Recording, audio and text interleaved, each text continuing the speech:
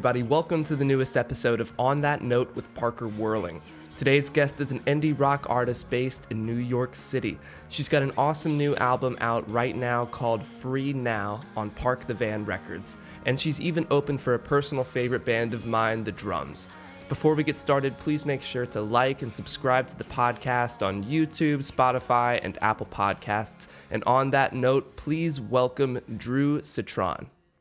Drew Citron, thank you for joining me for an episode of On That Note.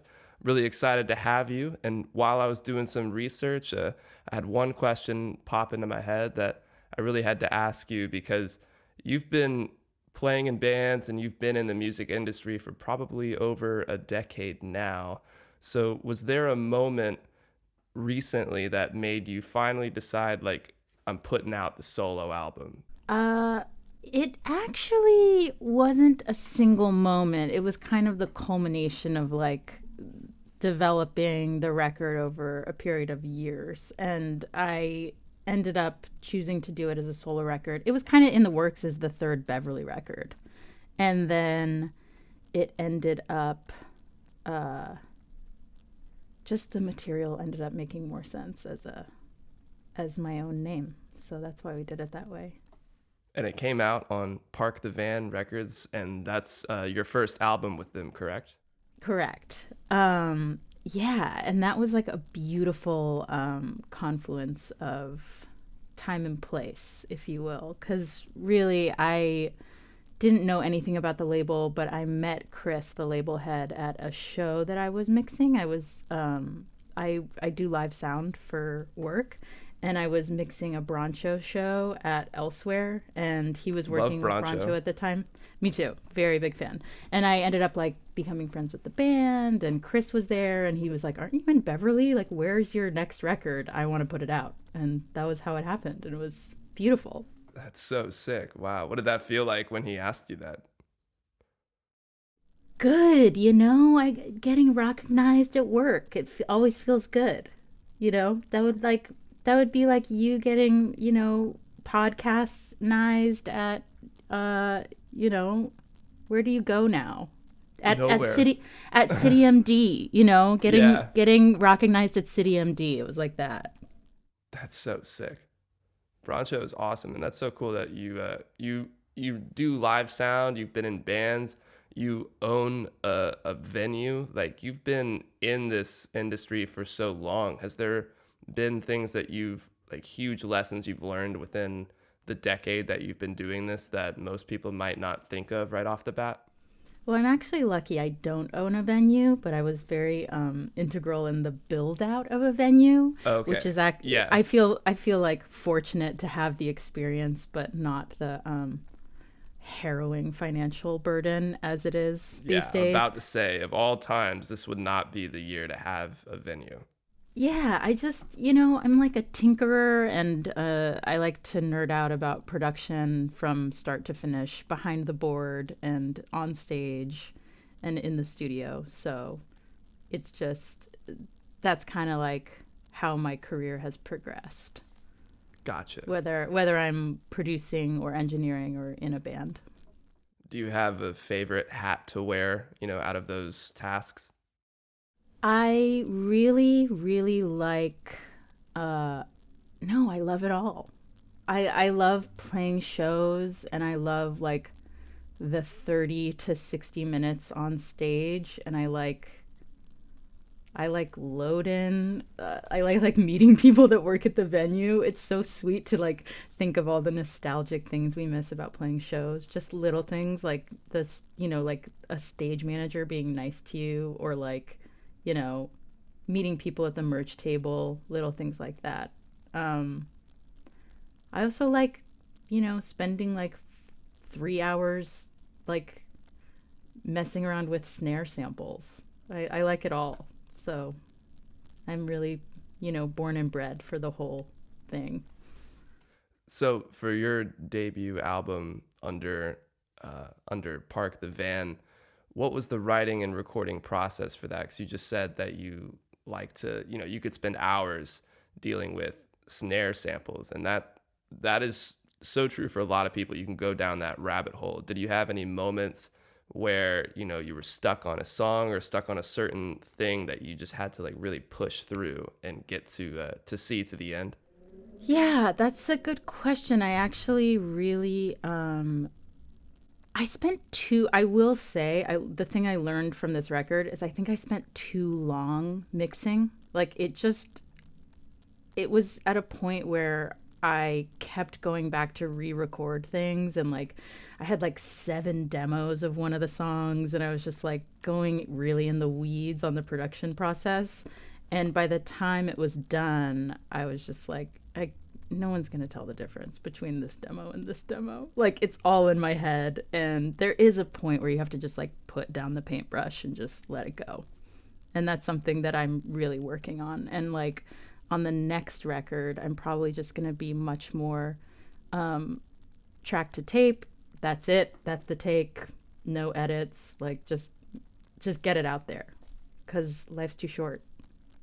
Very true. That's a good goal to have, to give yourself only a take or two to get the best that you possibly can, because I feel like maybe that gives you more opportunity, or you take the preparation phase a little seriously, so that when you're actually recording, there's not a lot of lollygagging. Because me personally, sometimes I'll like write a song as I'm recording it, and when I'm doing that, there's not really a finishing point like that I have in my head.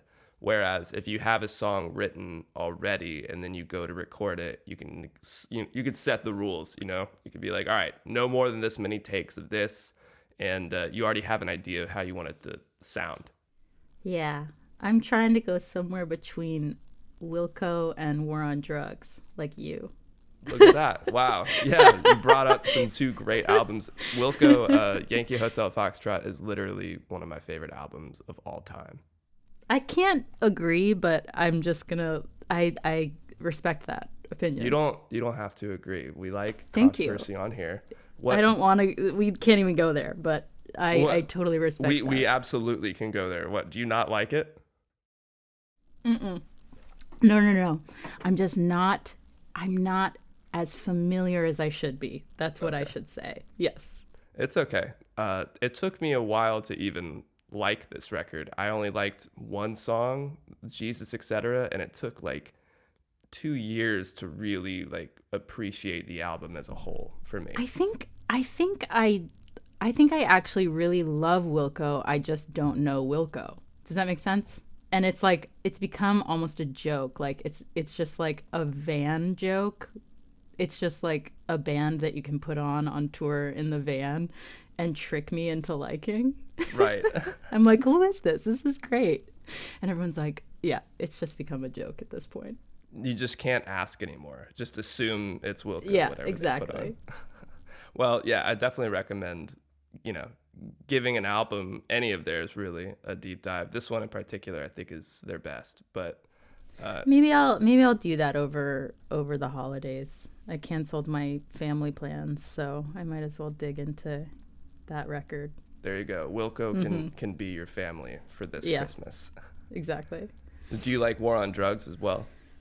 Yeah, that record in particular is just it's a real van jam. It's really nice to put it on a long drive. It just gets you there for sure. Yeah, some of the songs are really long, so I feel like it makes sense that it could last a while on a road trip. Yeah, and I would never like DJ that record, but it's really nice to have those records in your collection where you can like put it on and go to the bathroom when you're DJing and come back and it's still playing. Right. So what records do you play in the van when you're going on tour? I really like we'll do like a Beatles power hour, we'll do like a Zeppelin power hour. Sometimes you end up in the back of your own van. Like, how did we end up listening to The Dead for 3 hours? Like, how did these bootlegs like get on here? It depends on who's in the van, There you go. But like, if it's like 3 a.m. and everyone's asleep and you're driving to a hotel, a good call is just like, Miley Cyrus. Just something, a guilty pleasure that will really keep you awake and alert. Yeah, or Spice Girls or something like that. Hey, Spice Girls are iconic, really. I mean, so is Miley Cyrus. She's a bad bitch. So one thing I geeked out about when I was doing my research on you was that you toured with the Drums in 2014. I love the Drums, especially their newest album, which I think doesn't get as much credit as it should. I love that record. I love that record. I love the record that they put out when we were supporting them. We did Encyclopedia. Not a Portamento. Yeah, Encyclopedia. Yeah. That's a beautiful record. Very like analog, modular, synth heavy, like very Jacob influenced record. And I love the last record too. Amazing. Yeah, like Johnny's just an incredible songwriter. Like there's nothing else to say about it. Is there anything you learned from touring with him about songwriting or about performing? The performance is just like never fails to deliver. He's a real showman, and it's kind of, yeah, I just feel like it's a really inspiring live band to see every night. It's like all the music was just created for like thousands of people to dance their asses off, which is just something that we all really miss right now. Mm-hmm. I got to see the Drums live last year at Tropicalia Fest here in California, and they were one of my favorite acts of the day. They only played probably at like 2 or 3 p.m., but it didn't matter to them. They might as well have been headlining. They were like having such a great time. Everyone was dancing. And it's such a like, I don't know. I realized how feel good all of their songs are, even though sometimes it sounds a little sad or melancholy on the record, but they were blasting those songs when we were playing them. Yeah, people like grew up with that music. So a lot of their fans are very, very emotionally like riled up and like singing all the words and just like going through this like really religious experience when they play. And I had I've just seen them so many times and I love them. And one of my favorite shows was I got to hang out with them at Coachella when they played, and that was awesome. It was like so epic to be on stage for that, on the side of the stage. It's cool. Yeah, that's gotta be such a geek out moment. I'd be like hard pressed to think I was even living reality right now if I was in that situation. Yeah, it's cool. They're great. So Alphaville is the venue that you were connected to. You didn't own, but I always thought that was kind of a cool thing to do, to actually be part of the building of a venue. And it's kind of like a community center or a hub for music in an area. And I love how certain venues can have such a feeling or a legacy that breeds like scenes. Did you see any of that at Alphaville, which is in Bushwick, New York? And if so, like, were there some bands that you thought were standouts? For sure. We had some really, really great, just like heavy hitting locals and friends that just played all the time. Like I could, my own other band, Public Practice, we played like some of our first shows there. Beverly played there. Future Punks on Dull Tools, another amazing local band. We had like also like some serious, because Ad Hoc is a great promoter here in Brooklyn, and we were just like such close buddies with them that they would like bring really cool kind of like just about to break and like developing indie artists through. And like a couple really memorable shows. There was a band, Black Midi played a show there, and it was like one of the most like insane, like overly packed like very industry-y feeling shows that we've ever had there. What do you mean industry? It was just like everyone at every indie heavy hitting It's label. like every people were all publication's there, every every promoter. label was there, everyone from, Beggars Group and whatever. So it was just very sceney for that. There were a lot of shows like that. We had like Liars did like a secret show during the day. That was really cool. Yeah, and more than anything, it was just like it's really special to have a venue that's like 150 cap, because it means even if 10 people come, it's still fun. Like, it was just a small room, and it could be packed to the gills or like totally empty, and it would still be a cool night. And it always sounded great. We made it sound great. That's important, making it sound good. It's very important, yeah. I bet having a 150 cap kind of incentivizes the most intense fans to get there early to make sure that they can get in. Because if a pretty big band like Black Midi plays, I would imagine that just like sell out pretty quick. Yeah, exactly. And it was all, I don't even think any fans got to come. It was just filled with people that were on like their manager's list. It was like one of those. Yeah. Everyone's on a list for that show. Yeah, but also it was just, I'm saying was in the past tense because I think those days are behind us. I don't know what's going to happen next year, but it's just fun to like be in the middle of like a club that was just always fun no matter what. There were just some like insane, like we started doing a karaoke night that just got insane, that was so fun every week, and it was great. It was a great vibe. That's awesome. Well, I'm hoping live stuff comes back sooner rather than later. Yeah, me too. Great. Well, that's going to take us over to the last 5. I'm just going to ask you 5 quick questions and then we'll be out of here. Okay. All right. Number 1, lyrics or beat first? And when I mean beat, I mean more like, guitar or piano, how you start it. Oh, lyrics. Really? Yeah. Yep. I'm So a real Yeah, lyrics. sorry. Explain it. I'm a real lyrics person, for sure. I could really tell that on Free Now. That song feels very poetic. They all do, but that one in particular felt like you said a lot with very few lyrics. Thank you. I try to push myself on that front, and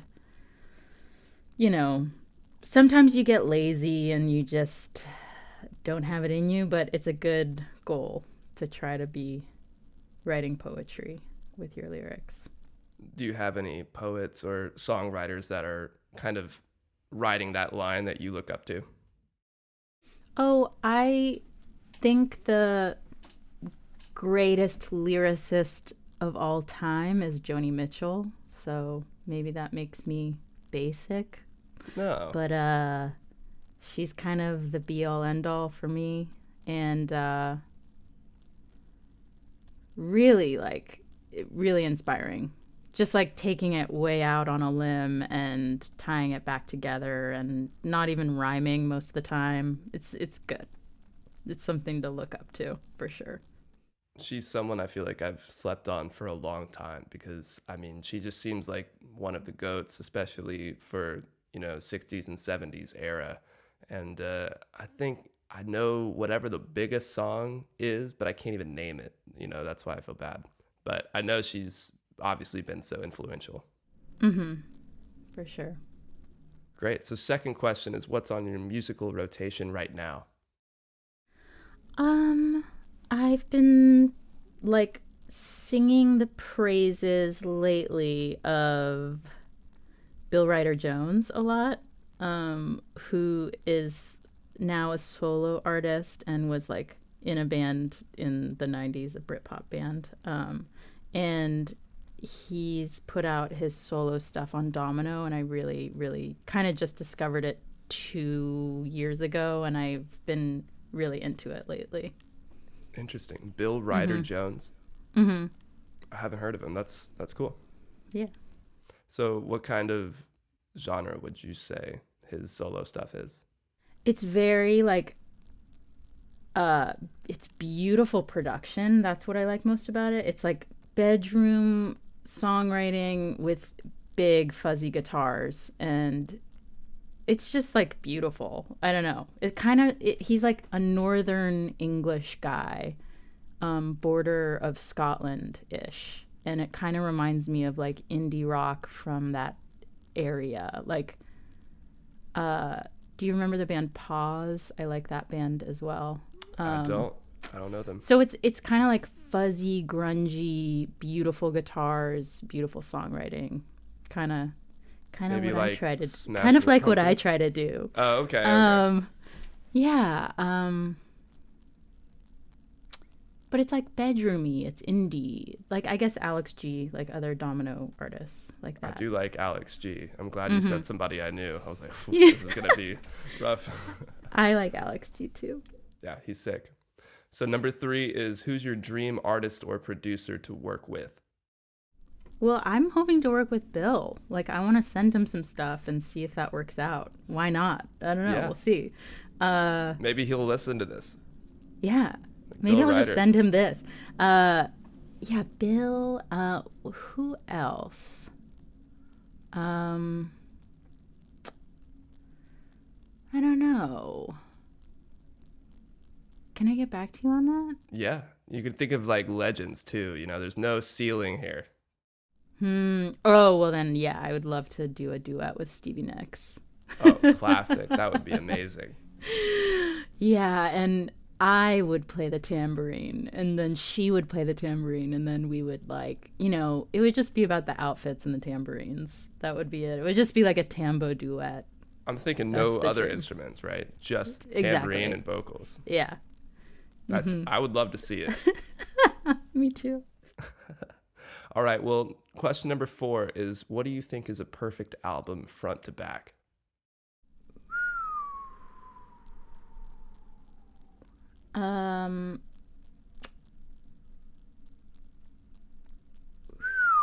Figure Eight. The double whistle. Yeah, Figure Figure Eight. Eight. Elliott Smith. Oh, okay. Yeah, I've listened to an album or two of his, but I don't think I've heard that one. Yeah, I think. Wait, hold on a sec. Yep. That's the one I thought it was. I wanted to get it for you. Can you see I it? wish I could see it a little bit better, but the How do I make it? the beach Oh, is there it is. There it Oh, is. there it is. Oh, basically, and you can go stand in front of this mural in Silver Lake or wherever. Oh, no way. That's in Silver Lake? That Yeah, where he wall? took this picture. Yeah. Yeah, that's a good choice. Absolutely. I've seen that It's a album good one. cover. Everybody likes Elliott Smith. I mean, he's super moody, but I do like the songs and the albums I have heard, but I don't think I've listened to that one. It's funny, like, I don't find him moody anymore. Like, I used to listen to him as a teenager because of the moodiness, and now I'm kind of like, it's just funny as you get older, things change. The meaning, like, comes in different ways. Like, now when I listen, I just kind of think about what an amazing guitar player he was. Yeah, that is interesting. I feel like when you get older, you get new perspective and new context for an album. That's why I like this Wilco record so much, because my perspective on it when I first heard it was as like a senior in high school, and it was like the first time I was actually getting into the idea of making music. And I don't know, I think I wasn't ready for it yet. And now I can listen to it and I can appreciate all the weird shit that's going on in the background. Where at first I was just like, what is all this noise? Like, I don't want to hear this. And now I'm like, oh, but it's so atmospheric. It really helps drive the record. So your perspective can really change over time. Yeah, for sure. All right, well, this is going to be the last question, and then we'll be out of here. To you, who do you think are some of the most underrated artists right now? Well, that's a good question. My friend's band, Blush, that's an incredible album. I highly recommend. Blush is a great band. I listen to WFMU a lot. I don't think I've ever listened to that. There's not a lot of radio I listen to. It's like a free form station here, and it's how I discover a lot of new bands because the DJs are so good. Do you know this band, Men I Trust? I think they're really cool. Yeah. Yeah, they are really cool. I don't know if they're underrated though. They're doing great. I'm like, they are doing pretty great. But not everybody knows them. Yeah. I don't know. That's a great question. I'm sorry, I'm kind of not delivering on it, but no, you're good. Most people are scratching their heads at that one because, these are questions that I feel like as soon as you get off the call, you're like, oh shit, I should have said that. Of course, yeah. But I think I don't know. I'll get back to you on it. I'll email you some answers. Yeah, send me some links, and I'll listen to Blush. That sounds really cool. Oh, it's beautiful. Yeah. Nice. Well, you've given me some great things to check out. The Elliott Smith album, Blush's album. Drew, Citron, that's our time here on That Note. I appreciate you coming on and talking with me.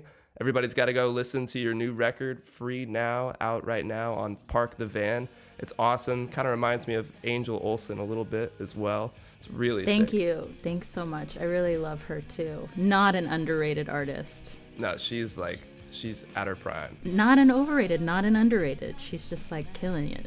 She's right there. Yeah. Mm-hmm. Well, thank you again for coming on. I appreciate it, and I'll talk to you soon. Thank you. Be well, everybody.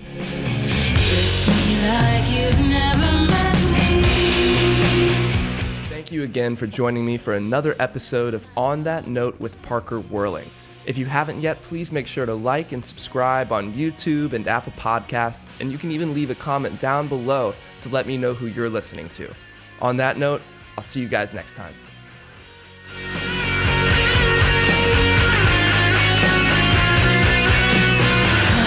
Hands are how I love yours.